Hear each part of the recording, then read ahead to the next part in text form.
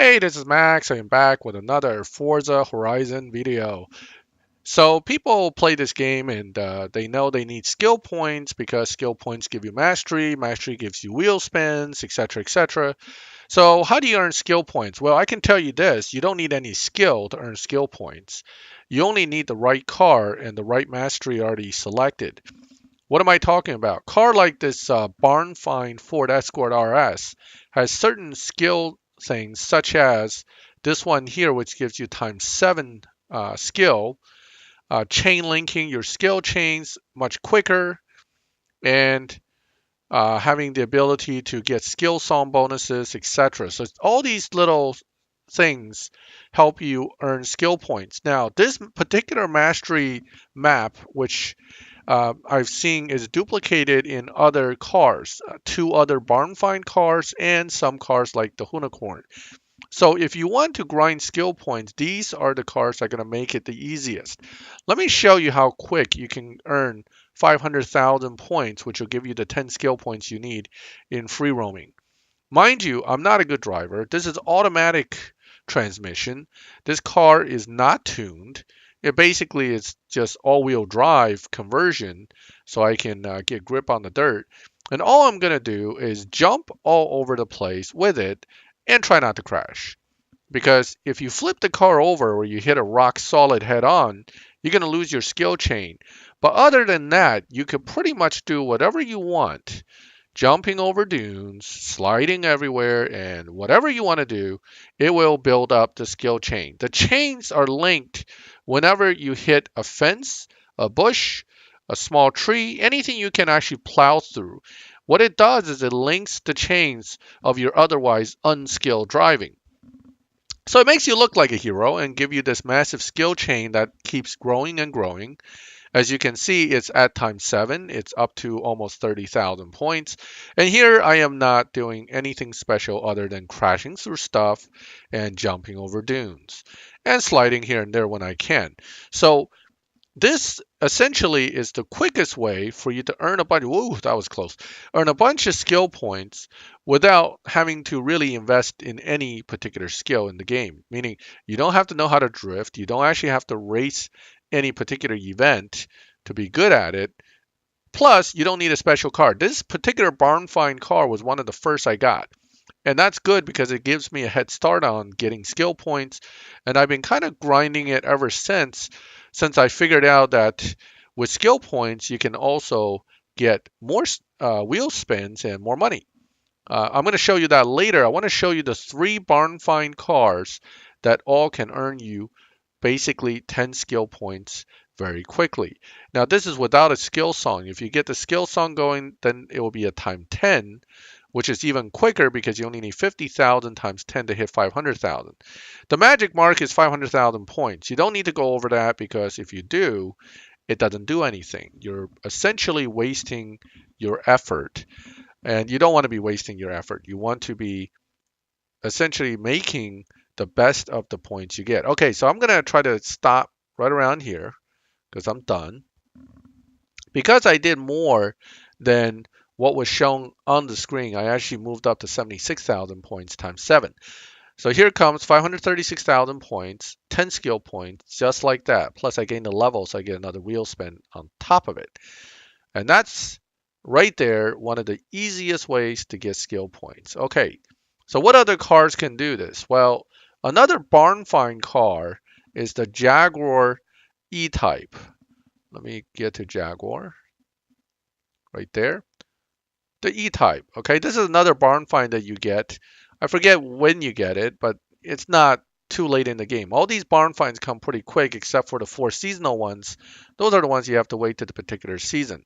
So this Jaguar on the beach can make very quick points and get you 500,000 points. Again, it can be slid all over the place very easily. I converted this to all-wheel drive using the stock V8 with some upgrades.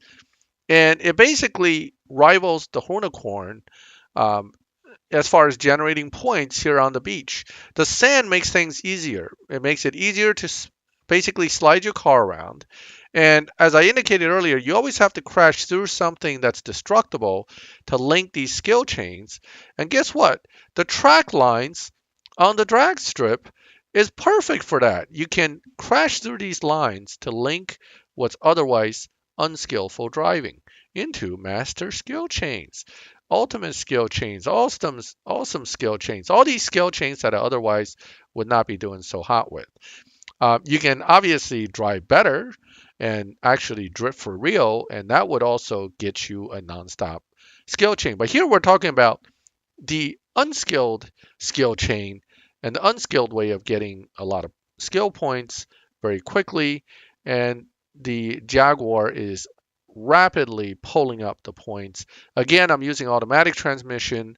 The traction control and stability controls off, so I can pull these sideways stunts with this car. Because it's all-wheel drive, it really can get totally sideways and still recover. And that's where it gives you these massive drift, ultimate drifts, awesome drifts. It links up along with the landscaping and destruction chains into a nice, quick skill chain. So here I'm about a minute and a half into this. So I'm almost there. 72,000 again is the magic mark. I could probably stop a little bit earlier than 72,000 and still hit it, but I tend to play it conservatively and just see about 72 before I start stopping. So here I'm going to stop and see how far it keeps going. It's probably going to bounce to at least 75, 76, yep, almost 76,000. There's been times when I really got on a roll and it rolled over to 80 some thousand. But again, no need to go over 500K. You don't get any more skill points. Okay, I'm going to show you another Barnfind card. This one's kind of funny. This is the Peel P50. Peel P50. This is another Barnfind. The problem with this car is it is very hard to drive. Okay, but can it make points? Sure it can. Let's deliver this car and take a look. One is that it's such a funny looking car. It's almost fun to drive it just because of that. Here's my guy in his chicken suit driving the Peel P50. Notice this is the car with a very similar skill chain map, mastery map as the Jaguar and the Ford Focus RS and the Hornicorn. The difference is that this one goes up to ×8. I am unable to move this thing for some reason. I don't know why. Something I'm not doing right. Okay, anyway, regardless, I was trying to move over to that little metal thing to the right of this particular mastery, which would have showed you it does up to ×8. So I'm just going to show you what it does. The problem with this car is that it is really not that easy to drift this car. You're more likely to spend time spinning in circles than you are drifting. Using the lines at the track and basically using a point and shoot method, point, hit the gas, slide a bit, point, hit the gas, slide a bit. It will do the job that you just saw done with the Jaguar and also the Ford, although a lot more difficult to control. And that makes it less of a priority to use because, hey, if it's going to be hard, then it's not all that much fun to use for grinding skill points. You want to use a car that you can easily grind skill points with, not one that's going to frustrate you every 2 minutes. So here I'm up to 8.0 already, but I need 50,000 points to get 10 skill points. Unlike the Jaguar where I could link drift after drift, I am unable to do that with this car, so it's actually slower despite the fact it only needs 50,000 points because you're not gaining the other skill chains from drifting and other things that you're doing. You're only getting it really from wrecking through these lines. And I'm at the risk of losing this chain almost every time I hit the gas with this car. Because it's just that hard to control.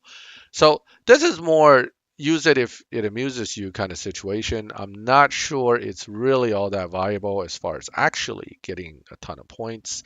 For that purpose, I would rather fall back to the Hornicorn, the Focus RS, or the Jaguar E-type. Having 3-4 options obviously takes the monotony out of the skill point grind if that's what you're doing. So again, struggling here with this Peel P50, very hard to drive, likes to spin out every time I turn the steering wheel. Since I'm using a controller it's a little harder to control the input level of the steering wheel. So therefore, as you can see, I'm kind of losing control quite often with this car. But again, 8 times 8.0, okay, 8 times the skill points, which is good. And that's really only reason to use this car is if you can control it, you can get a slide going once in a while. 8.0 is faster than 7.0. In the end, it's probably slower because I've spent more time trying to gather this 50,000 points than I could have done in any other car for 70,000 points. All right, so I'm at 41,000 and I'm spinning, so this is probably going to time out. Yep. So I only got 335,000 points there. Very hard card to use. Amusing that they gave you a time A. They probably did that as a joke. Oh, let's give them time A because they'll never get it. That's really why this car has the only time A skill in the game. But hey, it's not a terrible car. It is kind of fun. I'm still looking for a cool paint job. May make it into one of those cars that look like the Minions.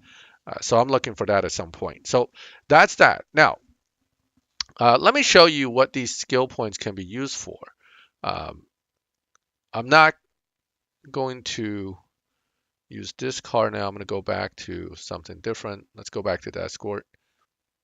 Okay. Too hard to drive this car. I'm going to use the Escort to get back up to the castle. All right. So let's take the car back to the castle because we're going to go buy some cars, which will give us some money and wheel spins. And that's really why I'm grinding skill points, is because I can then translate it into income very easily and translate it into wheel spins, which are always helpful because eventually you want some of those rare cars. So you've grinded out a bunch of skill points. What are you going to do with it? Well, what you're going to do is you're going to use it to get mastery on a particular car, which will give you money and wheel spins. So what car is that? That is going to be the Porsche and the Nissan. There are two in the game that can do it. One is this Nissan Fairlady Z432. The reason why you want to buy this car is that it's 150,000 to buy, so it's pretty cheap. But in its mastery, it has a few things that you would want to get to because it gives you some special mastery skills that is very rewarding. One of which is a 300,000 credit mastery, and the other of which is the wheel spin. Um, I haven't figured out how to get get to the car mastery from the other screen. I actually found out today, but I'm just going to do it my normal way, which is I'm just going to show you how this works. So you get these masteries, 1, 2, 3. So this is 1, 3, 5. So that's 9 points.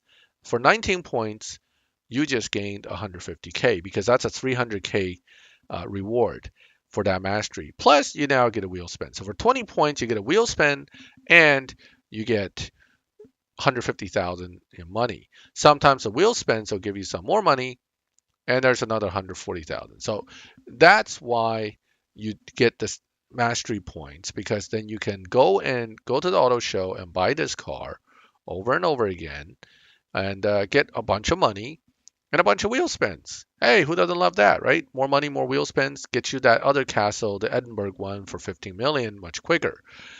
So this is not the only car in the game that can do it. The other one that you can use is the Porsche. I'm going to show you that one now. This one right here, 911 Turbo 3.3. The only reason why these two are worth using is because they're the cheapest two that are legendary, that has the mastery, that gives you 300,000. There are a few $200,000 dollar cars that also have the 300,000, in which case you net 100,000 versus 150.